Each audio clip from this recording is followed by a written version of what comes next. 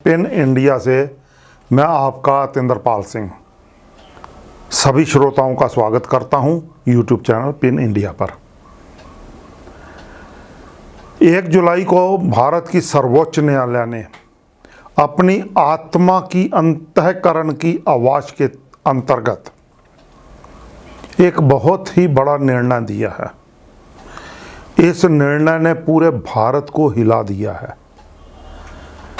Justice मानयोग Shri Suryakant जी और Shri JB Pardiwala जी की bench ने नूपुर केस में एक बहुत ही स्पष्ट निर्णय देते हुए नूपुर को देश में जो आग लगी, जो अफरा दफरी फैली, जो दो समुदायों के बीच नफरत का माहौल तैयार हुआ, जो देश में अगजनियें हुई, उन सभी के लिए नूपुर शर्मा को दोषी ठहराया गया और उन्हें कोई भी रिलीफ देने से मना कर दिया गया। ये फैसला देश में संविधान की रक्षा के लिए ही नहीं, बल्कि बहुलवादी भारत की रक्षा के लिए, सद्भावना के लिए, आपसी विद्वेष को ख़त्म करने के लिए और भारत एक न्याय एक की प्रणाली में सटीक फैसले के तौर पर लागू किया गया है। जो टिप्पणियां की गई हैं वो टिप्पणियां बहुत ही महत्वपूर्ण हैं। नूपुर शर्मा के संबंध में जब उनके वकील ने बोला कि उनकी जान को खतरा है, तो उन्होंने स्पष्ट बोला, न्यायाधीशों ने स्पष्ट बोला कि नूपुर शर्मा की जान को खतरा नहीं है, नूपुर शर्मा की वजह से पूरे समाज को खतरा पैदा हो गया है, पूरे देश को खतरा पैदा हो गया है और नूपुर शर्मा को पूरे देश से, भारत से नए सिरे से, अपनी अंतरात्मा से माफ़ी मांगनी चाहिए। अब देखिए आगे क्या होता है। एक टिप्पणी में और उन्होंने कहा कि नूपुर शर्मा की अभी तक पुलिस की तरफ से गिरफ्तारी न करना यह बताता है कि इनको कोई विशेष अधिकार है और कोई सत्ता इनको बचाती है। लाल कारपेट बिछाकर इनका स्वागत करती है। ये बहुत बड़ी टिप्पणी है भारत के लिए। ये भारत का जो हिंदुत्वीकरण किया जा रहा है, भारत का जो कट्टरवादीकरण किया जा रहा है, भारत में जो और बहुलवादी कम गिनती कौमियतों के प्रति नफरत का माहौल पैदा किया जा रहा है, उनके लिए ये निर्णय हमेशा के लिए एक मील पत्थर साबित होगा। ऐसा निर्णय आना भारत के न्याय प्रणाली के स्वतंत्र एवं भारत के बहुलवादी ढांचे के प्रति समर्पण की भावना को दर्शाता है। ये दर्शाता है कि भारत में न्यायतंत्र अभी भी संवैधानिक तौर पर स्वतंत्र है और वो अभी भी संविधान को न्याय की भावना के अंतर्गत भारत में एकता और भारत की अखंडता के लिए हमेशा स्वतंत्र निर्णय देता है। इस निर्णय का स्वागत होना चाहिए। देखिए बड़ी स्पष्ट बातें हुई हैं। नूपुर शर्मा की वजह से ही टिप्पणी है कि उदयपुर का कांड हुआ, तो दोषी तो नूपुर शर्मा हुई। जो भारत में विद्वेष फैला, जो भारत में दंगे हुए, जो भारत में बुलडोजर चले, वो सभी के लिए नूपुर दोषी है। इस बात के लिए उन पर अलग से अब पुलिस कार्रवाई होनी चाहिए। यूएपीए के अंतर्गत भी होनी चाहिए, देश में अराजकता फैलाने के अंतर्गत भी होनी चाहिए, देश में नफरती भावना पैदा करने के अंतर्गत भी होना चाहिए। और ये सब कुछ उन्होंने भारतीय जनता पार्टी के मुख्य प्रवक्ता के तौर पर बातें कही थी और भारतीय जनता पार्टी ने उनकी पीठ थपथपाई अभी तक। इसीलिए ही सत्ता जब उनके साथ है, जब उनको सत्ता की तरफ से विशेषाधिकार मिल रहा है, इसीलिए पुलिस ने उनको गिरफ्तार नहीं किया। इस बात से यह भी साबित हो जाता है कि जो पुलिस तंत्र है भारत का, वो सत्ता का हमेशा गुलाम रहा है। वह स्वतंत्र रूप से न्याय और संविधान के प्रति समर्पित नहीं है। यह एक बहुत बड़ी बात है। भारत के भविष्य के लिए, भारत की एकता और अखंडता के लिए, भारत में समभाव के लिए इस ओर राजनीतिक पार्टियों को पहलकदमी करनी होगी कि भारत की पुलिस को न्याय एवं संविधान के प्रति जवाबदेह बनाया जाए और सत्तासीनों से की गुलामी से बाहर निकाला जाए। ये कैसे होगा? ये राजनीतिक तंत्र को सोचना होगा। जब तक ऐसा नहीं सोचेंगे तो ना तो गोधरा कांड के हमें मुलजम मिलेंगे और सही निर्णय मिलेंगे, ना गुजरात कांड के मिलेंगे, ना कानपुर बोकारो के मिलेंगे, ना दिल्ली दंगों के मिलेंगे, ना सिखों के नस्लघात के मिलेंगे, और ना ही भारत में जितने भी हिंदू मुस्लिम या सिखों के खिलाफ जो नस्लकुशी की कार्रवाई हुई उनका प्रति न्याय मिलेगा। ये तभी मिलेगा और भारत तभी एकता और अखंडता बचा पाएगा जब भारत की सभी प्रांतों की पुलिस को सत्ताधारी सरकारी गुलामी से मुक्त करा लिया जाएगा और उनको अपनी जॉब के प्रति जवाबदेह, सीधा जवाबदेह बना के न्याय और संविधान के प्रति स्वतंत्रता के अधीन जवाबदेह बनाया जाएगा।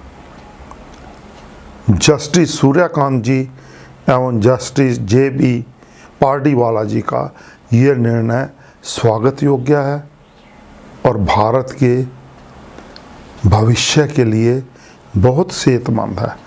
उन्होंने अपने निर्णय में कुछ और टिप्पणियां भी की हैं। मानयोग अदालत में बड़ा स्पष्ट कहा है कि नूपुर की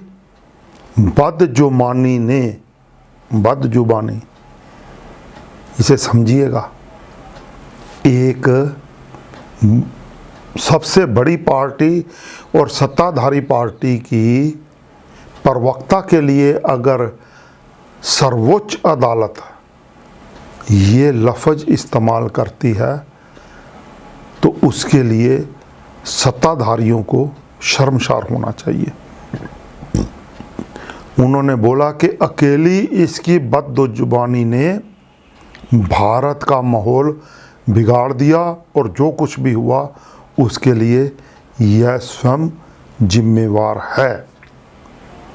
अब इस आधार पर सत्ताधारी लोग क्या नूपुर शर्मा को अभी भी बचाएंगे या पुलिस के हवाले करके उसके ऊपर इन टिप्पणियों के आधार पर नए केस दर्ज किए जाएंगे? केवल किसी धर्म के अपमान का केस नहीं है, अब तो केस है पूरे भारत में नफरत पैदा करने का, नफरत की राजनीति करने का, और नफरत की राजनीति के तहत भारत में दंगे करवाने का। एक उत्तर प्रदेश के श्री योगी जी, मध्य प्रदेश के सरकार, राजस्थान की सरकार बार बार कह रही है कि जो सार्वजनिक संपत्ति को नुकसान पहुंचाएंगे उनके घरों पर बुलडोजर चलेगा। अब नूपुर शर्मा के घर पर बुलडोजर कौन लेकर जाएगा? JCB कौन लेकर जाएगा? एक और बात कही जा रही है, कानून भी बन चुका है कि सार्वजनिक संपत्ति और प्राइवेट संपत्ति को जो नुकसान होगा वो जिन लोगों की बदजुबानी या जिनकी वजह से होगा उनसे वो नुकसान पूरा किया जाएगा। अब देखने वाली बात यह है कि क्या नुपुर शर्मा, क्योंकि भाजपा की प्रवक्ता थी, तो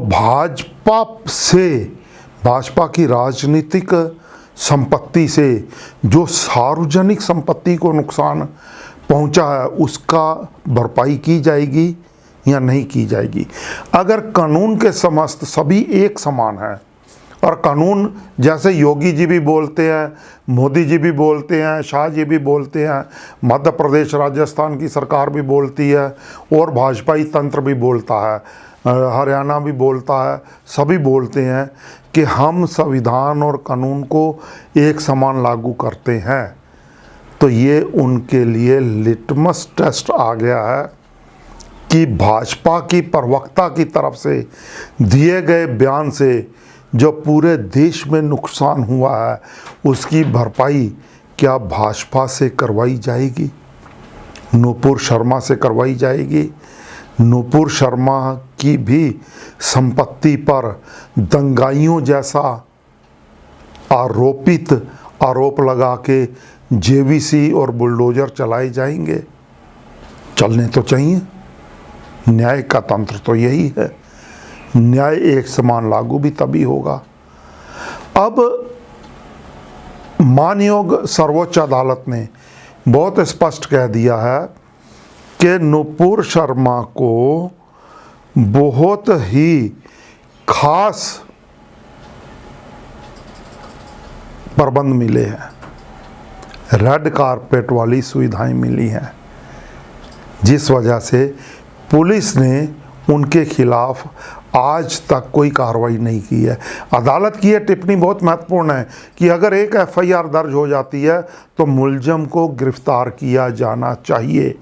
नुपुर शर्मा अभी तक गिरफ्तार क्यों नहीं है? क्योंकि वो भाजपा की हैं, वो बहुगिनती समाज की प्रतिनिधित्व कर रही हैं, कट्टरवादी हिंदुत्व को प्रचार रही हैं। यही वजह थी, लखीमपुर में भी ऐसा ही हुआ, इसी वजह से हुआ। अगर हम कहते हैं कि सिख जेनोसाइड के लिए कांग्रेस दिल्ली, बोकारो, कानपुर और बहुत से शहरों में, 2.5 दर्जन शहरों में वो कसूरवार थी उस वक्त, तो आज की भाजपा फिर कसूरवार क्यों नहीं है? सत्ता का जो अनुसरण मिल रहा है राजनीतिक अम्ब्रेला के तौर पर, वो तो एक समान है। तो नुपुर शर्मा को जमानत देने से मना कर दिया, मानयोग अदालत ने उसके केस इकट्ठे करने से भी मना कर दिया, मानयोग अदालत ने उसे निचली अदालत में पेश होने के लिए भी कहा। देखिए आगे क्या होता है।